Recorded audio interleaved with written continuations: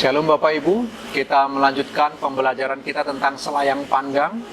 Kita imamat, Bapak Ibu yang dikasihi oleh Tuhan, bagaimana cara orang Israel menghampiri Allah. Sekarang kita masuk ke bagian yang keempat, Bapak Ibu. Jadi bukan hanya mereka harus membawa korban-korban, atau melalui syafaat para imam, atau melalui hukum-hukum pentahiran. Maka bagian yang keempat ini, mereka menghampiri Allah melalui hari raya pendamaian tahunan. Jadi setahun sekali mereka akan melakukan hari raya pendamaian. Di sanalah mereka akan bertemu dengan Allah yang hidup. Nah Bapak Ibu, yang dikasihi oleh Tuhan, itu sebabnya bagi orang Israel sampai hari ini, hari raya tertentu begitu penting bagi mereka. Karena bagi mereka konsepnya, dari kitab imamat ini Bapak Ibu, betapa pentingnya mereka memperingati hari raya itu, karena hari raya itu merupakan bagian dari perjumpaan mereka dengan Tuhan. Secara khusus, hari raya pendamaian tahunan. Nah Bapak Ibu, kita di dalam kekristenan hanya ada satu hari raya sebenarnya yang diminta oleh Kristus untuk kita melakukannya, yaitu hari raya di mana kita diminta memperingati peristiwa kematiannya, kebangkitannya, dan kenaikannya ke surga. Secara khusus peristiwa pengorbanan Kristus di kayu salib. Di sanalah kita diminta untuk memperingati, sehingga kita, orang-orang Kristen zaman sekarang, melakukan hari raya Paskah. Dan kita juga menambahkan dengan hari raya Natal, Bapak Ibu, walaupun tidak diminta oleh Kristus, tapi kita melakukannya untuk memperingati dan mengingat bagaimana Kristus lahir untuk kita semua bagi kemuliaan Allah. Tetapi secara khusus yang kita mau renungkan bagian ini Bapak Ibu, orang Israel setahun sekali merayakan hari raya pendamaian tahunan. Disitulah mereka bisa bertemu dengan Allah yang hidup.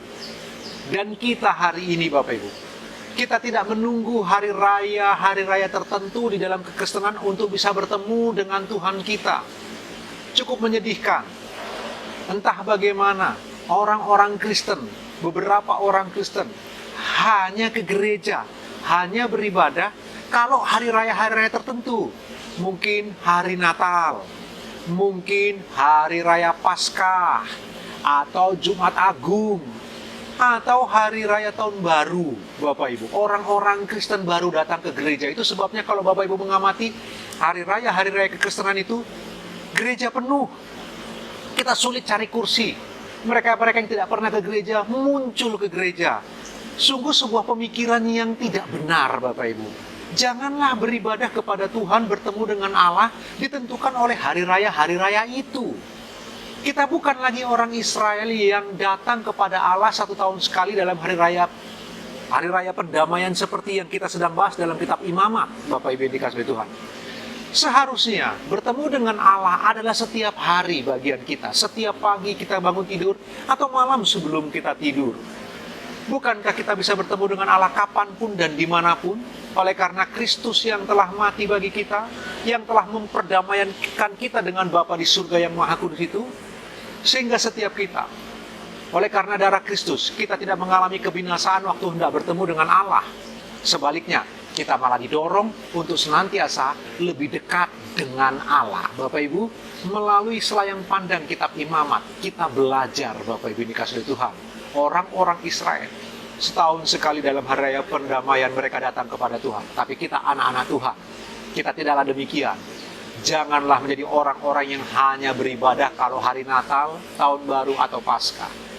Seharusnya beribadah adalah seluruh kehidupan kita adalah ibadah kepada Tuhan.